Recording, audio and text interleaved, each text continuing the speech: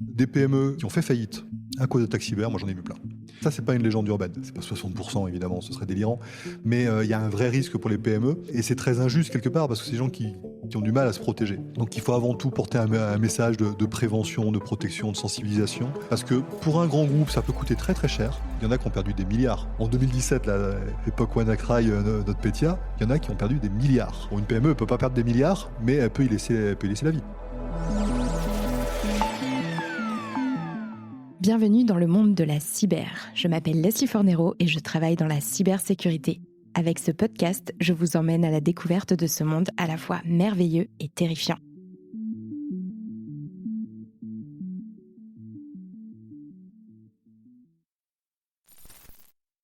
Donc bonjour à tous et bienvenue dans cet épisode spécial FIC 2024 pour lequel j'ai l'immense chance de recevoir Guillaume Voupard. Bonjour. Bonjour.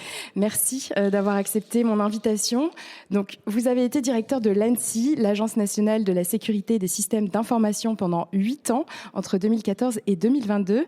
Est-ce que pour commencer, vous pouvez revenir sur la mission de l'ANSSI et vos principales réalisations durant cette période? Un court résumé de 8 ans de travail.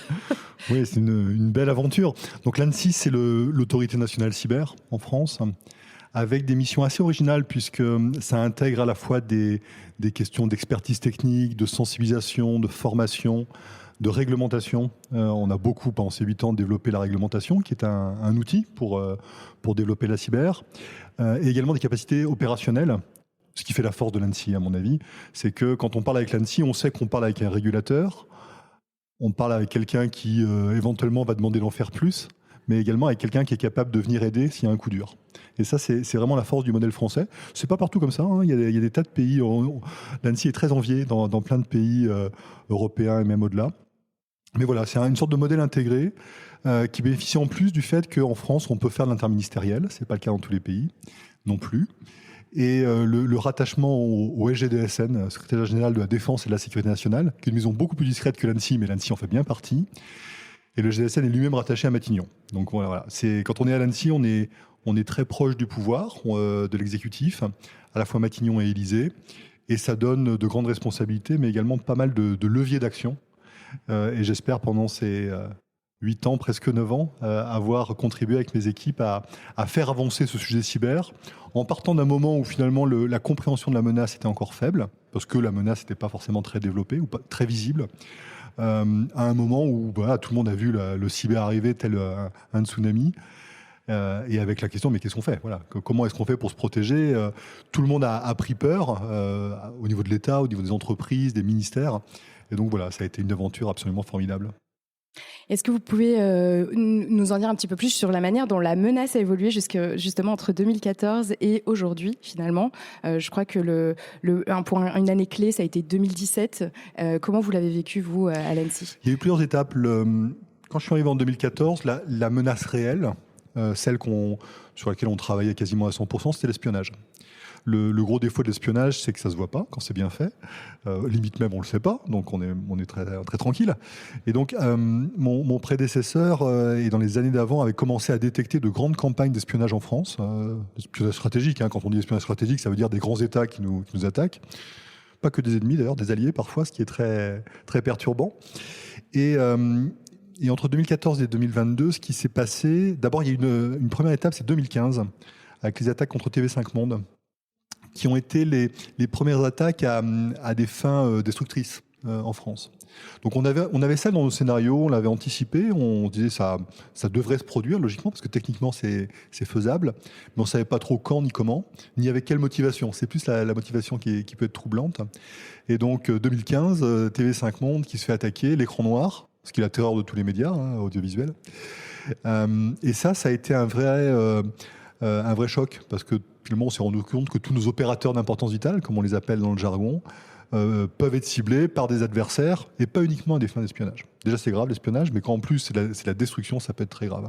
Et ça a validé tous les scénarios qu'on a mis sur la table dans la réglementation des OIV, des fameux OIV, les opérateurs d'importance vitale, pour leur imposer de faire la sécurité, la cybersécurité. La France était le premier pays au monde à faire ça.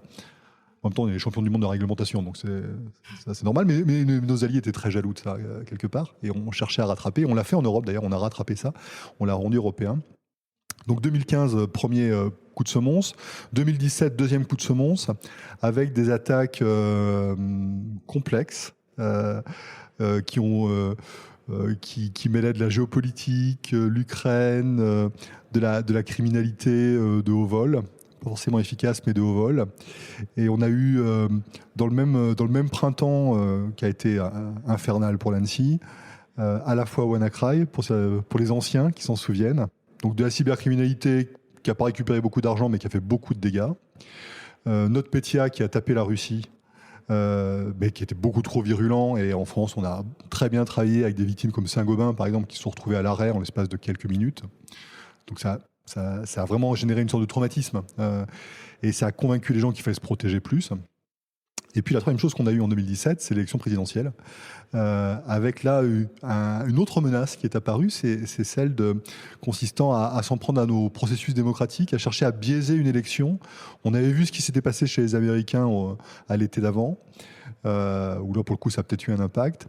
Et chez nous, ce qu'on a appelé, ce que les journalistes ont appelé les Macron Leaks, donc le fait de voler des boîtes mail de proches du candidat, qui n'avaient rien à se reprocher, mais enfin voilà. Tout le monde à ce moment-là a compris que quand on se retrouvait avec 10 ans de mails personnels et professionnels mélangés sur la place publique, c'était extrêmement désagréable. Donc là, on se rend compte que le risque cyber concerne tout le monde. Je pense qu'il y a une vraie prise de conscience du risque depuis. Où est-ce qu'on en est aujourd'hui sur l'état de la menace cyber ? Alors aujourd'hui, c'est malheureusement très simple. Il y a 3 risques majeurs. Le premier, ça reste l'espionnage. On sous-estime énormément l'espionnage parce qu'il n'est pas visible, contrairement aux rançongiciels et tout ça, où là, pour le coup, c'est très visible. Donc l'espionnage reste un risque majeur qui nous coûte très très cher. Je ne sais pas le chiffrer, mais ça nous coûte très très cher. Le risque criminel s'est énormément développé et peut toucher n'importe qui. On a vu les hôpitaux se faire attaquer en plein Covid. Donc voilà, il y a des attaquants qui se font passer pour des Robins des Bois. La plupart, c'est des criminels de la pire espèce, qui sont prêts à tout pour récupérer des rançons. Et puis, il y a le fait que le cyberespace est devenu un champ de bataille. C'est un champ de bataille aujourd'hui. Et la différence avec les autres champs de bataille, parce que la guerre, c'est vieux comme le monde, mais le champ de bataille numérique, le problème, c'est qu'on y vit. Tous, véritablement. Et donc, quand il y a un conflit quelque part sur la planète, et malheureusement, c'est pas ce qui manque en ce moment, quelque part, on n'est pas si loin que ça de la ligne de front dans le domaine numérique. Et ça, dans le cadre, pour peu qu'il y ait des événements particuliers comme des élections, les Jeux Olympiques, des grands événements, enfin des moments qui attirent l'attention, on sait dorénavant qu'à chaque fois qu'on aura ce genre de situation, on aurait un risque supplémentaire d'avoir des attaques parce qu'on a des adversaires qui ne sont pas contents, parce que le président a fait une déclaration qui a déplu, parce qu'on est dans un rapport de force extrêmement fort, où en fait c'est une pression et on montre les muscles dans tous les domaines, et notamment dans le domaine numérique, qui a l'immense avantage d'être... on peut faire beaucoup de choses dans le numérique sans assumer. Et Dieu sait qu'on a des adversaires qui aiment bien ne pas assumer, justement, intimider sans assumer. Dans le monde physique, c'est compliqué à faire. C'est pas impossible, mais c'est compliqué à faire. Dans le monde numérique, c'est l'inverse. Un attaquant qui est un peu bon, il pourra facilement dire « c'est pas moi ». Et l'enquête, elle est longue, elle est compliquée après. Et faire la preuve que c'est un tel ou un tel qui a attaqué, ça reste extrêmement compliqué, la fameuse attribution. Aujourd'hui, qui sont les cibles privilégiées des hackers ? Tout le monde. Tout le monde. Tout le monde peut être ciblé, alors pas par les mêmes. Les États s'attaquent entre eux. Les grandes entreprises sont ciblées pour le potentiel économique qu'elles représentent. Et elles n'en ont pas toujours assez conscience, très clairement. Les petits acteurs peuvent être ciblés essentiellement par la criminalité. Les attaquants, ils ont l'embarras du choix. Et leur terrain de jeu, c'est la planète entière. Donc, ils n'ont pas à s'embêter. Ils tapent tout ce qu'ils peuvent. Et là où ça passe, là où c'est facile, ils n'hésitent pas à rançonner. On parlait des hôpitaux. Des gens qui peuvent attaquer les hôpitaux, ils peuvent à peu près attaquer n'importe quoi, du moment qu'il y a de l'argent à la clé. Et après, on a différentes stratégies chez ces attaquants. Il y en a qui font du ciblage de grosses entreprises. Donc, ça demande un peu plus d'efforts, mais avec l'espoir de récupérer des grosses rançons. Et puis il y en a qui ciblent plein de petites entreprises ou de petits acteurs, ça peut être des collectivités locales. Et là, c'est les petits ruisseaux qui font des grandes rivières. Et ces gens-là, ils ont l'avantage pour eux que c'est pas si compliqué et ça rapporte énormément. Donc c'est malheureusement un business qui est florissant. avec des attaquants qui sont durs à attraper parce que, évidemment, ils se mettent pas en banlieue parisienne, hein. Ils vont se mettre à l'autre bout du monde ou dans des endroits où on n'ira pas les chercher parce qu'il n'y a pas d'accord d'entraide judiciaire, il n'y a pas d'accord d'extradition. Je cite pas de pays, mais enfin, tout le monde les a en tête. Et de toute manière, il y a toujours sur la planète des zones de non-droit et les attaquants vont privilégier ces zones de non-droit pour agir de manière assez safe pour eux, évidemment. Et comment ça se passe pour vous depuis que vous avez quitté vos fonctions à l'ANSSI, donc fin 2022? Dans quelle mesure est-ce que vous poursuivez votre mission aujourd'hui au sein de DocaPost? Donc voilà, après presque 9 ans passés à l'ANSSI, il était temps de passer la main parce que c'est déjà long et c'est jamais bon de rester trop longtemps. Moi, j'ai toujours eu la volonté de faire un tour dans le privé. Il fallait plus trop attendre pour avoir un vrai poste. Et dans les différentes discussions que j'ai pu avoir, la Poste et DocaPost se sont présentés assez vite comme étant un endroit où il y avait une vraie dynamique. C'est vrai que quand on pense à la Poste, on pense pas forcément numérique et sécurité numérique, mais il y a une vraie dynamique. DocaPost, c'est une très belle boîte. C'est une grosse boîte. Moi, c'est plutôt là que je me sens bien, c'est dans les grosses structures. Pour donner un ordre d'idée, voilà, on fait 1 milliard de chiffre d'affaires, on est dans les 7000, enfin voilà, il y a de quoi faire, hein, un beau terrain de jeu chez DocaPost. Et il y a un moment où cette filiale numérique de la Poste, évidemment, elle suit les tendances. Donc dans les tendances, il y a la cybersécurité. Donc on vient d'annoncer une offre ici au FIC en visant véritablement la sécurisation des petits acteurs, ce qui est assez original. Il y en a plein qui me disent c'est gonflé quand même. Oui, c'est gonflé, mais c'est utile. Et c'est là où il y a des choses à faire. On travaille beaucoup dans le cloud aussi. On a une offre qui s'appelle NumSpot. On est actionnaire de NumSpot, où on vise d'avoir une offre de cloud qui soit, moi je préfère dire maîtrisée que souveraine, mais enfin on peut dire souverain aussi. Maîtrisée, ça veut dire que voilà, on sait exactement ce qu'il y a dedans et les données, elles sont réellement en France. Le seul droit qui s'applique, c'est le droit européen. Voilà, des choses très rassurantes, par opposition à d'autres offres de cloud qui peuvent être différentes, disons. Et puis le troisième sujet qui m'occupe beaucoup, c'est l'IA. Alors tout le monde fait de l'intelligence artificielle en ce moment, c'est pas très original, mais on a de belles équipes en IA.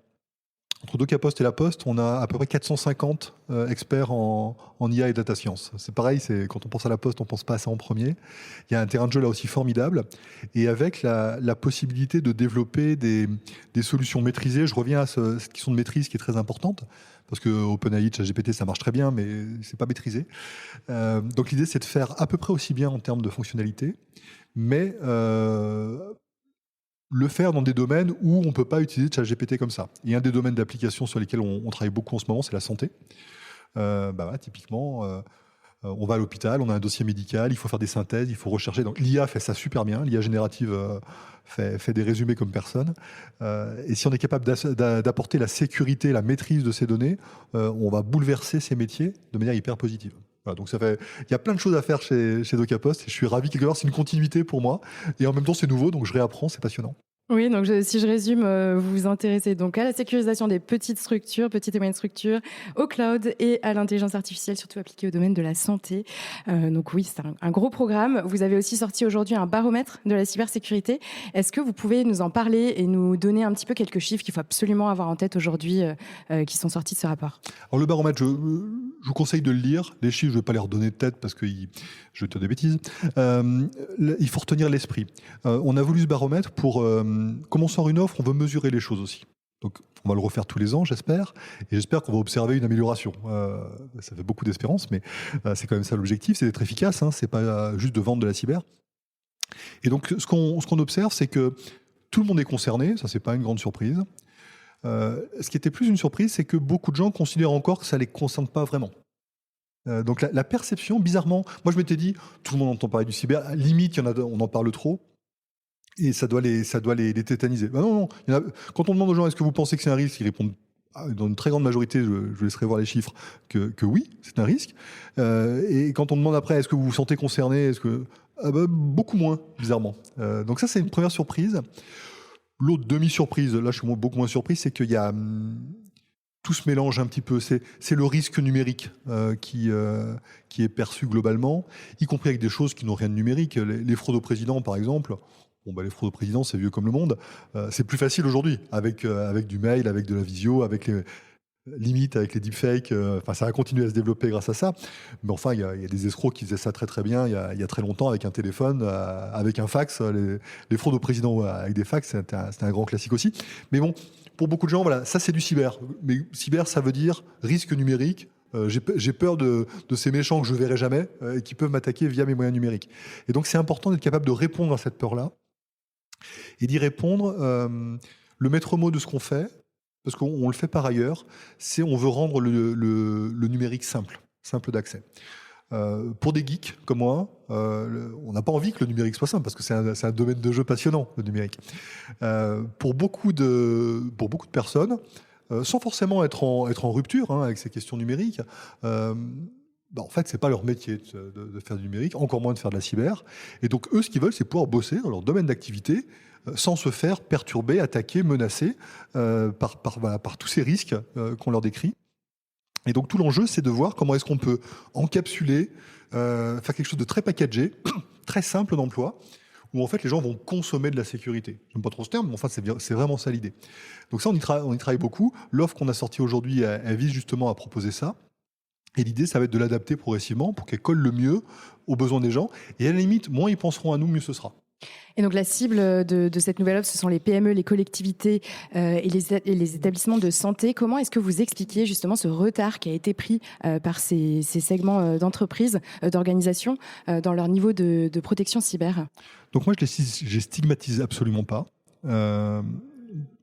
Déjà pour les gros, la phase de numérisation, elle est complexe. Ça se fait par étapes, c'est pas nouveau. Mais bon, ça se développe. Les gros, ils savent s'organiser, ils ont des conseils, ils ont des DSI, ils ont des RSSI, on sait trouver des solutions pour les gros. Les mêmes solutions pour les petits, ça fonctionne pas. Dans une PME, il n'y a pas de DSI, il y a encore moins de RSSI.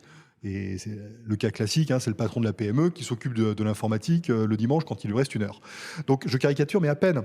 Et donc ces gens-là, si on leur dit, mais vous inquiétez pas, on va vous expliquer tout ça, on va vous former à la cyber, on les tue. C'est pas possible. Donc c'est des gens qui ont besoin du numérique pour rester simplement efficaces. Ils ont développé du numérique, pas forcément de manière maîtrisée. Et maintenant, il y a cette menace qui arrive et ils sont assez déroutés face à ça, de manière très légitime.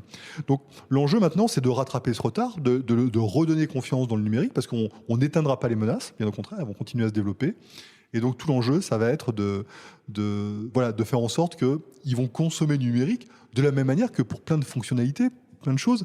Ils ne deviennent pas des experts, mais ils l'achètent simplement, ils le consomment. Donc c'est un petit peu ça le pari qu'on va faire. Consommer la cybersécurité de manière simple, Exactement. Sans pour autant être obligé de devenir expert ou geek sur ce sujet. Ceux qui veulent, Bien sûr. On leur laisse volontiers. C'est passionnant. Mais pour l'immense majorité, c'est pas le cas. Et vous avez aussi rejoint le conseil d'administration de Sequoia récemment. Est-ce que vous pouvez nous expliquer ce qui vous a poussé à vous lancer aussi dans cette seconde aventure ? Alors ça me prend beaucoup moins de temps. C'est très différent. En fait, c'est plus un rôle de conseil que je peux avoir. Il y a des très belles boîtes en France dans le domaine cyber. Donc, il est hors de question que ils ne me le proposent pas, mais que je ne vais pas rentrer dans tous les conseils d'administration. C'est pas du tout l'idée. Mais Sequoia, ça fait partie de ces boîtes qui sont à un moment de leur développement où ils grossissent, où c'est plus des startups. Ils sont à un cap. Ils ont besoin de s'internationaliser. Ils ont levé beaucoup d'argent quand même. Ils s'industrialisent. Je ne dirais pas ils se professionnalisent, c'est déjà de vrais professionnels, mais ils s'industrialisent pour justement être capables d'augmenter de taille. Voilà. Et c'est à un moment où au sein du board, ce que m'a dit Freddy Milesi, le patron de Sequoia, c'est il y a besoin d'avoir quelqu'un qui connaît le cyber, le marché cyber, non pas que les autres le connaissent pas, mais c'est plutôt les représentants des actionnaires ou de ceux qui ont mis de l'argent dans la société. Donc voilà, c'est une manière pour moi de continuer à contribuer au développement de l'écosystème. Ça m'a toujours passionné, la construction du campus cyber, le lien avec toutes les boîtes cyber qui est en France, ça a toujours été un vrai plaisir. Et donc, à la fois par cette action-là, et puis par ce qu'on fait avec notre offre cyber en allant chercher des tas de partenaires au sein de l'écosystème, c'est une manière de continuer l'action entamée à l'ANSSI. Et vous venez tous les ans donc au FIC, nous sommes aussi au Forum InCyber, anciennement Forum international de la cybersécurité. Pourquoi est-ce que c'est un événement donc incontournable pour vous tous les ans ? C'est le moment de croiser tout le monde, c'est aussi simple que ça. C'est bien organisé, il faut reconnaître, c'est devenu une institution. On a moins de ministres depuis 2 ans, c'est un peu dommage. Ça survit parce qu'en fait, les gens venaient pas que pour les ministres, même si on était content de les avoir, je pense. Par contre, il y a tous les acteurs. Et c'est vraiment l'écosystème qui parle à l'écosystème, c'est très institutionnel. Je suis pas sûr que ce soit très business, mais c'est pas grave. On a vraiment besoin de voir ce que font les autres, d'échanger, et tout le monde est heureux d'être là, de se retrouver. Et puis faire ça à Lille, même quand il fait pas beau, c'est la tradition du FIC et ça marche assez bien. Il y a une sorte de convivialité qui est appréciée de tous, je pense. Oui, je confirme. On passe vraiment un très bon moment tous les ans au FIC. Pour ceux qui connaissent pas, je vous invite à prendre vos places l'année prochaine en tant que visiteur ou pourquoi pas prendre un stand pour ceux qui peuvent. Et c'est gratuit en plus. Et c'est gratuit. Le stand non, mais la visite, oui, tout à fait. Chaque année, il faut savoir aussi que le FIC met une thématique à l'honneur. Donc cette année, le focus, c'est l'intelligence artificielle. Donc il y a un grand nombre de conférences, de tables rondes qui sont consacrées à ce sujet pendant ces 3 jours. Est-ce que vous pouvez expliquer pourquoi, quel est le lien entre l'IA et l'accroissement de la menace cyber aujourd'hui ? Alors l'IA, c'est au-delà de l'effet de buzz, beaucoup dû à OpenAI. Il faut reconnaître que ChatGPT, c'est un coup incroyable. Mais ça, du coup, c'est un accélérateur juste incroyable.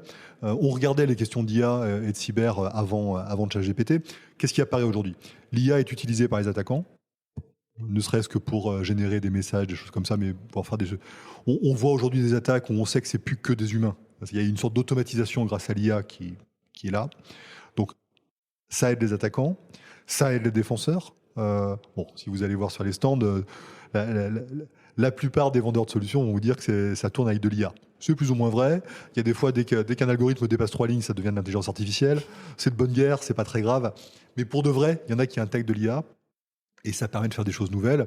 Et dans des domaines comme la détection, par exemple, j'ai toujours dit, moi, que c'était du pain béni pour l'intelligence artificielle, parce que aller chercher ces aiguilles dans ces immenses meules de foin, qu'est-ce qui est un peu bizarre dans des quantités de données hétérogènes, hyper complexes, ça, c'est du bonheur pour l'IA.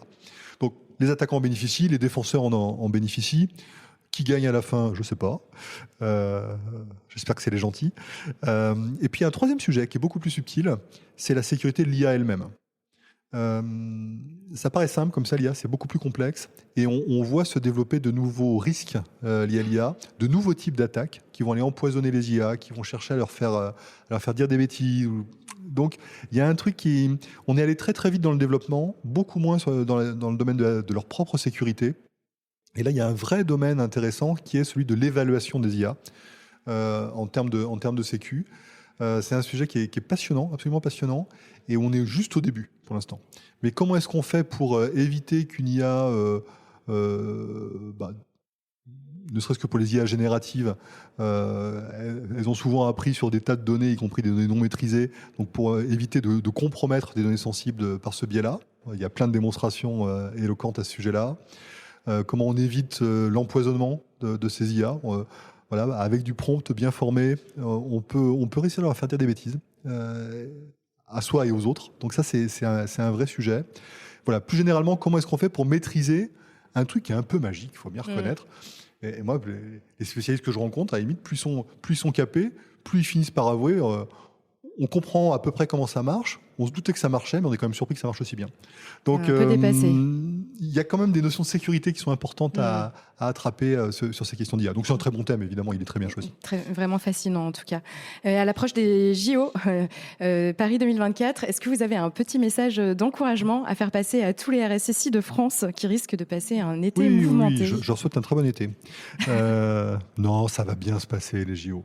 Le stress, évidemment, c'est que la surface d'attaque, pour reprendre du verbiage, elle est juste colossale. Les gens qui vont faire des bêtises pendant les JO, ils ont l'embarras du choix. Après, ça fait des années qu'on s'y prépare. Il y a tout le travail de fond qui a été fait, pas que pour les JO, évidemment. Tout ce qui est fait pour les JO, ça restera après. Donc moi, j'ai plutôt confiance dans ce qui va se passer. On nous dit toujours... il y aura tant de milliards d'attaques et tout ça, c'est un truc qui m'agace prodigieusement parce que s'il y a 10 milliards d'attaques, ça veut dire qu'il n'y en a pas en pratique. Donc, c'est bon. Par contre, ce qu'il faudra éviter, c'est qu'il y en ait une au bon moment qui fasse l'effet waouh qui pourrait être recherché par les attaquants. Et à n'en pas douter, ces attaquants, ils seront tentés de le faire. Donc les JO, on va dire que tout ce qui tue pas rend plus fort. Et je serais quand même surpris qu'on soit tué pendant les JO. Vous avez l'air serein, ça fait plaisir à entendre. Je suis plus à l'Annecy, c'est pour ça que je suis serein. Est-ce que vous connaissez justement un autre chiffre qui agace du monde en ce moment ? 60% des PME qui se font attaquer mettent la clé sous la porte. Est-ce que vous savez d'où vient ce chiffre et qu'est-ce que vous en pensez ? Ouais, on avait remonté la source de ce chiffre. Ça vient des US. C'est de l'exagération, c'est des trucs repris. Si on dit qu'il y a la moitié des PME qui sont attaquées dans l'année et qu'il y en a 60% qui mettent la clé sous la porte, je vous laisse faire le calcul, ça se verrait. Donc c'est clairement un sujet qui est bidon. Donc là où on est sûr, c'est la moitié des PME à peu près se font attaquer dans l'année. Ça, c'est OK comme chiffre. Qu'est-ce que c'est qu'une attaque ? Une intrusion dans un système d'information. J'espère qu'il n'y a pas la moitié des PME qui ont une intrusion. Non. Ou un DDoS. Que la moitié des PME. Alors, un DDoS, ça peut arriver plus vite. Que la moitié des PME aient reçu des mails de phishing, oui, probablement. Et donc, ça, dans ceux qui comptent de manière un peu alarmiste, ça doit compter. Donc, c'est pour ça que je me méfie énormément des chiffres. Faut donner les unités à chaque fois. Non, ce qui est certain, c'est que des PME qui ont fait faillite à cause d'attaques cyber, moi, j'en ai vu plein. Donc c'est pas une légende urbaine, c'est pas 60% évidemment, ce serait délirant, mais il y a un vrai risque pour les PME et c'est très injuste quelque part parce que c'est des gens qui ont du mal à se protéger. Donc il faut avant tout porter un message de prévention, de protection, de sensibilisation parce que pour un grand groupe ça peut coûter très très cher. Il y en a qui ont perdu des milliards. En 2017, l'époque WannaCry, notre Petya, il y en a qui ont perdu des milliards. Une PME ne peut pas perdre des milliards, mais elle peut y laisser la vie, très clairement. Après, il y en a qui sont dans le déni, qui disent oui, mais bon, celle qui fait mettre la clé sous la porte, c'est qu'elles étaient déjà malades, elles auraient de toute manière fermé. J'en sais rien, je ne veux pas rentrer dans ce débat-là. Ce qui est certain, c'est que la sécurité, c'est devenu un sujet pour tout le monde, y compris pour les PME. Et ma dernière question pour cette interview donc exclusive au FIC 2024, est-ce que vous êtes l'auteur de la phrase suivante ? La question n'est pas de savoir si, mais quand une entreprise va se faire attaquer. Donc cette phrase qui est utilisée aussi un peu partout dans le monde de la cybersécurité et à raison. Pourquoi je pense qu'elle est assez juste, mais je ne pense pas que ce soit de moi. Pourquoi est-ce qu'elle reflète justement parfaitement la menace qui pèse aujourd'hui sur les entreprises et organisations ? Non, mais des attaques, c'est pas... Il y en a qui parlent de se faire attaquer, c'est comme prendre la foudre. Enfin, prendre la foudre, statistiquement, c'est rare. Aujourd'hui, se faire attaquer, y compris gravement, ça peut arriver. Enfin voilà, les chiffres, même si je me méfie des chiffres, ils sont quand même très, très éloquents. Et n'importe qui peut réellement être une cible. Parce que les criminels, ils chassent ils pêchent avec de très grands chaluts. Parce que parfois, c'est très injuste. Enfin, il y en a, ça leur tombe dessus, ils ne savent pas pourquoi. Et on ne saura jamais pourquoi, probablement. Et donc, plutôt que de prier pour que ça n'arrive pas, il faut se protéger. Il faut empêcher que ça arrive. Il faut se défendre. Il faut mettre un paratonnerre, voilà, pour reprendre l'image de la foudre. Mais c'est vrai que c'est plus un sujet exclusif, les attaques. Là où, il y a encore 10 ans, comme le sujet c'était l'espionnage c'est compliqué, c'est cher, on espionne des gens qui sont réellement intéressants. Et sans aucun mépris, la PME du coin, en temps normal, c'est pas une cible majeure et les services spéciaux de nos grands ennemis vont pas faire une fixette sur la PME du coin ou sur la collectivité locale du coin. Peut-être encore moins sur l'hôpital du coin. Donc c'était quelque part avant, c'était un truc d'élite, donc des troupes d'élite qui attaquaient des cibles très sensibles. Aujourd'hui, il y a de tout et n'importe qui peut être la cible. Et c'est le mot de la fin. Merci beaucoup Guillaume Poupart d'avoir pris le temps de répondre à mes questions. Avec grand plaisir. Et je vous souhaite un très bon salon, une très bonne continuation. À bientôt. Au revoir. Merci à tous d'avoir suivi cet épisode du monde de la cyber. Si vous êtes arrivés jusqu'ici, c'est que vous commencez à bien accrocher à ce podcast. Alors si vous voulez découvrir les coulisses et être au courant de toutes les actus, je vous donne rendez-vous sur notre compte Instagram, le monde de la cyber. Et n'hésitez pas aussi à vous abonner au podcast et à me laisser un petit commentaire sur Spotify ou Apple Podcast. Ça m'aide beaucoup à faire grandir le projet et ça me fait super plaisir de lire tous vos petits messages. Merci à vous et à très vite dans le monde de la cyber.